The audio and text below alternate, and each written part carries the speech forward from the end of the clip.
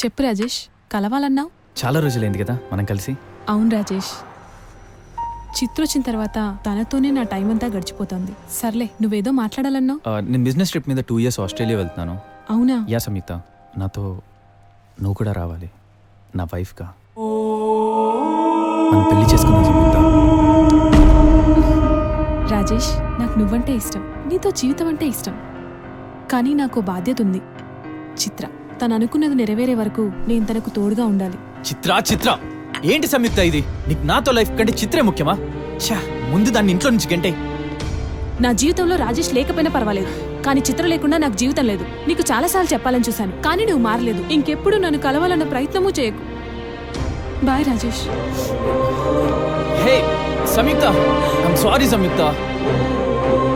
సమయు, hey Samyukta, Samyukta నా మాట విని సంయుక్త. సమయు ఆగు. I'm sorry Samyukta, please సమయు.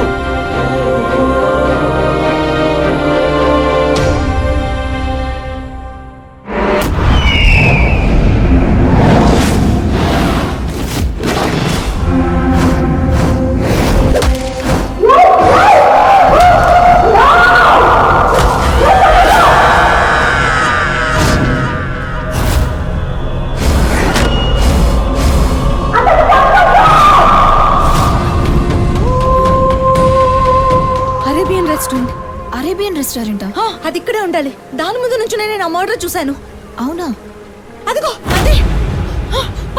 చిత్ర, ఇటు వెళ్దాం రా.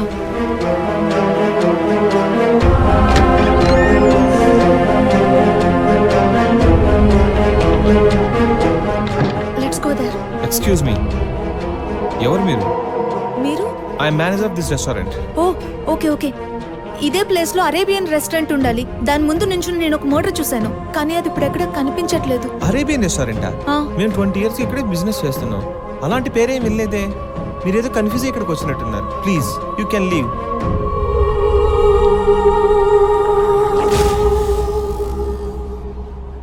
హాయ్ బ్రో, ఎవరో ఒక అమ్మాయి అరేబియన్ రెస్టారెంట్ అంటూ మన దగ్గరకు వచ్చింది. దాని గురించి చాలా తక్కువ మందికి తెలుసు. అయినా ఆ మ్యాటర్ ఈ అమ్మాయికి ఎలా తెలుసు నాకు అర్థం కావట్లేదు. Something wrong. Okay bro, I will manage. Please madam, మీరేదో మర్డర్ అని మాట్లాడుకోవడం విన్నాను. దానివల్ల సంబంధం లేకుండా పోలీస్ ప్రాబ్లమ్స్ వస్తాయి. We can't face it. Me brother ఎక్కడున్నారు? ఎందుకు? నువ్వు చేయలేని హెల్ప్ ఆయన చేస్తారేమోనని. బేబీ, అసలు ఏంది శోష నాకు? నేను స్కూల్ చదువుకునే రోజుల్లో కూడా ఇంత పొద్దునే లేవలేదు తెలుసా? ఈ చలి దెబ్బకి నిన్న రాత్రి కొట్టిన మందు కూడా కడుపులో గడ్డ కట్టుకొని పోయింది. నీ పాటికి నువ్వు అట్ట కుట్టుకొని పోతావేంది? అసలు ఆడికి పోతున్నావు అనేది కూడా చెప్పవే.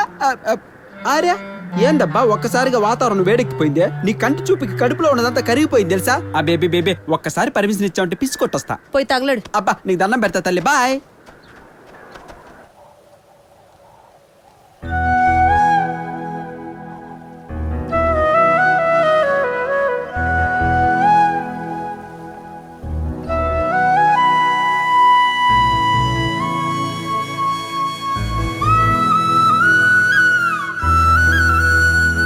ఎక్స్క్యూజ్ మీ మేడం, మిమ్మల్ని లోపలికి పిలుస్తున్నారు.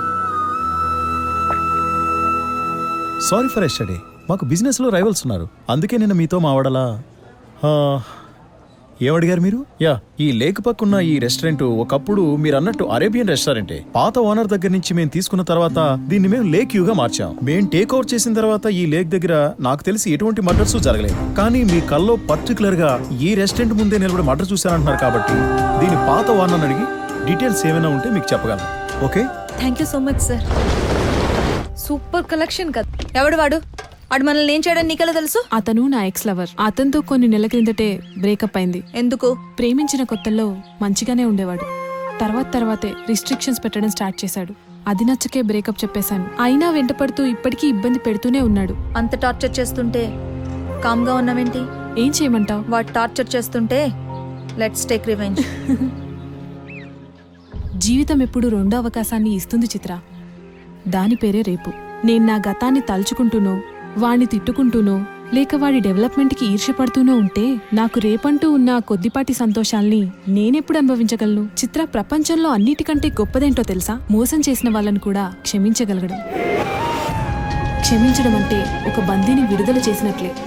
కానీ క్షమించిన తర్వాతే తెలుస్తుంది ఆ బందీ మనమేనని. అందుకే జీవితంలో కోపం, పగ, రివెంజ్ లాంటి చెడును దాటడానికి ఉన్న ఒకే ఒక్క బ్రిడ్జ్ ప్రేమ మాత్రమే. ఎప్పుడూ జరిగిందని తలుచుకుంటూ పగని పెంచుకోవడంలో అర్థం లేదు చిత్ర.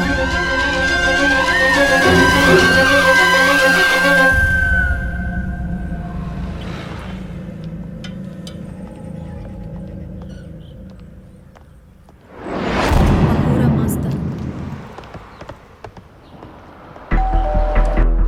నేనే అహూరా మజ్దా. ఒకప్పుడు అరేబియన్ రెస్టారెంట్ నాదే. లేక్ వ్యూ రెస్టారెంట్ ఓనర్ మీ గురించి ఫోన్ చేసి చెప్పాడు. తీసుకోండి. No thanks sir. అప్పట్లో నా అరేబియన్ రెస్టారెంట్ బాగా నడిచేది, కానీ తర్వాత వేరే వాళ్ళకి అమ్మేసి రెస్ట్ తీసుకుంటున్నాను. కానీ నువ్వు చెప్పేదంతా నాకు ఒక ఫెయిరీ టైల్ స్టోరీ లాగా అనిపిస్తోంది. అందుకు కారణం నువ్వు అరేబియన్ రెస్టారెంట్ ముందు నిలబడి ఆ మర్డర్ చూశానంటున్నావు. నా సంగతి వదిలేయండి. మీరు ఆ రెస్టారెంట్ రన్ చేసినప్పుడు లేక్ సైడ్ జరిగిన మర్డర్స్ గురించి ఏదైనా చెప్పగలరా? అలాంటివి చాలా విన్నాను, చూశాను. ఆ లేక్ అనుకుని ఒక ఫారెస్ట్ ఉండేది. ఆ ఫారెస్ట్ లో వెదురు దొంగల స్మగ్లింగ్ జరుగుతుండేది. ఆ మాఫియా గొడవల్లో వెదురు దొంగలతో పాటు చాలా శవాలు కూడా ఆ లేకులో కొట్టుకురావడం కామన్ గా జరుగుతుండేది. నో అలా నార్మల్ గా కాకుండా ఏదైనా సెన్సేషన్ క్రియేట్ చేసిన డెత్ ఏదైనా జరిగిందా? అది కూడా పర్టికులర్ గా లేక్ లో ఉన్న ర్యాంప్ దగ్గర. ర్యాంప్ సైడా? ఇప్పుడు నాకేం గుర్తుకు రావడం లేదు. గుర్తు చేసుకోవడానికి నాకు కొద్దిగా సమయం కావాలి. కానీ ఒక చిన్న డౌట్. ఆ అరేబియన్ రెస్టారెంట్ ఒకటి ఉందని చాలా మందికి తెలియదు. నువ్వేమో అక్కడ నిలబడి మర్డర్ చూశానంటున్నావు. నేను దాన్ని అమ్మేసి 25 ఏళ్ళయింది.